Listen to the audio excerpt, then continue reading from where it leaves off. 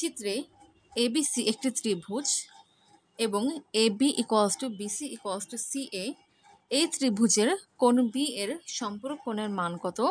যেহেতু কন্ডিশনে বলেছে এই ত্রিভুজের তিনটে বাহু পরস্পরের সমান, অতএব এবিসি একটা সমবাহু ত্রিভুজ।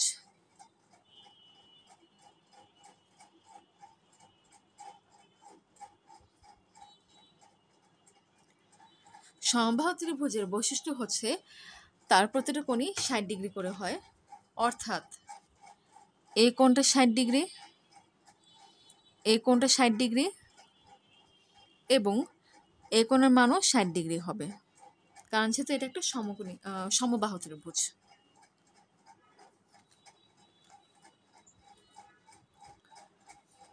কোশ্চেনে বলেছে কোণ বি এর সম্পূরক কোণের মান কত? সম্পূরক কোণটা আসলে কি? সম্পূরক কোণ হচ্ছে যদি কখনো একই সরলরেখায় অবস্থিত দুটি কোণের মানের সমষ্টি যদি 180 ডিগ্রি হয়, তাহলে তাদেরকে পরস্পরের সম্পূরক কোণ বলা হয়। যেমন এটা একটা সরলরেখা,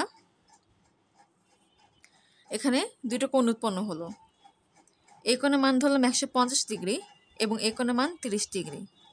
এই দুটো কোণ মিলে 180 ডিগ্রি তৈরি করলো, অর্থাৎ এই দুটো কোণদ্বয় পরস্পরের সম্পূরক, অর্থাৎ 150 ডিগ্রি এর সম্পূরক কোণ হচ্ছে 30 ডিগ্রি এবং 30 ডিগ্রি এর সম্পূরক কোণ হচ্ছে 150 ডিগ্রি। তাই এখন কি করব, এই বি কোণের লাইনটাকে বর্ধিত করব।